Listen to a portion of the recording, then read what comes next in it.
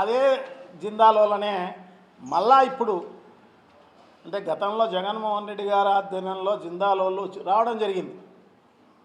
So మళ్ళీ వాళ్ళనే తీసుకొచ్చి ఇదేదో పాత సీసాలో కొత్త సార్ అన్నట్టు ఇప్పుడు కొత్తగా మళ్ళీ ఫౌండేషన్ వేసే కార్యక్రమం.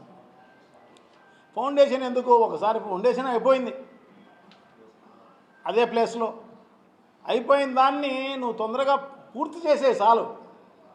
ప్రజలు కూడా ఎదురు చూసేది అదే, తొందరగా పూర్తి చేయమని చెప్పేసి ఎదురు చూస్తున్నారన్నమాట.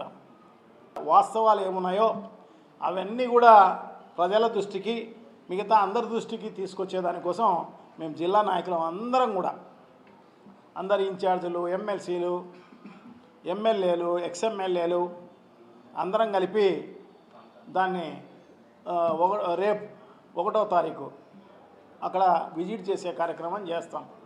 సో విలేకరులందరూ కూడా మీరు రండి.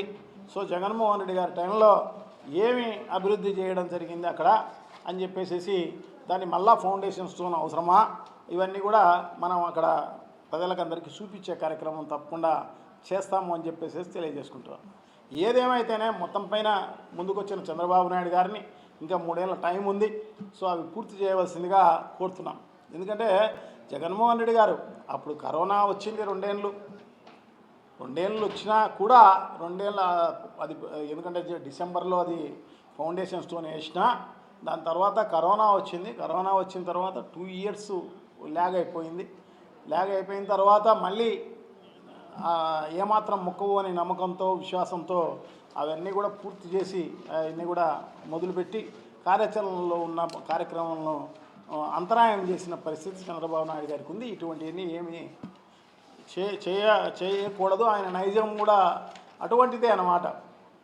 ఎందుకంటే ఆయన ఇప్పుడే కాదు, ఎవరైనా దాదాపు కొన్ని వందల ఫ్యాక్టరీలు అవన్నీ కూడా ప్రైవేట్ పరం చేసి అవన్నీ కూడా అమ్మిన పరిస్థితి మనం ఉంది. ఆయన చేసిన ఈ 4 సార్ల ముఖ్యమంత్రి కాలంలో అనేక రకాలుగా ఆయన స్పిన్నింగ్ మిల్లులను అమ్మడం జరిగింది, అలాగే షుగర్ ఫ్యాక్టరీలను అమ్మడం జరిగింది, అలాగే మిల్క్ చిల్లింగ్ ఫ్యాక్టరీలన్నీ కూడా అమ్మడం జరిగింది.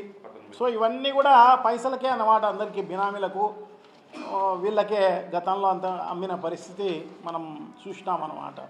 సో అదే కాకుండా ఇప్పుడైతే మళ్ళీ టూరిజంకి సంబంధించిన ఆస్తులు అమ్మే కార్యక్రమం, మున్సిపాలిటీకి సంబంధించిన ఆస్తులు అమ్మే కార్యక్రమం, ఆర్టీసీకి సంబంధించి అమ్మే కార్యక్రమం. సో ఇది అదేనే లేదు, ఏదైనా అమ్మేసే కార్యక్రమం. అదే కాకుండా మెడికల్ కాలేజీలు అమ్మే కార్యక్రమం, పోర్టులు అమ్మే కార్యక్రమం, ఫిషింగ్ హార్బర్లు అవి కూడా అమ్మే కార్యక్రమం. సో ఈ రకంగా ఆ నైజం మారాల్సిన అవసరం తప్పకుండా ఉంది. సో ఇవన్నీ కూడా ప్రైవేటు పరం చేయడమో, లేకుంటే అమ్ముకోవడమో, లేకుంటే ఈ రకంగా చేసే కార్యక్రమం మానేసి ఆయన ఈ అసెట్ క్రియేషన్ చేసే కార్యక్రమం, ఎందుకంటే సంపద సృష్టి అని ఆయన రావడం జరిగింది.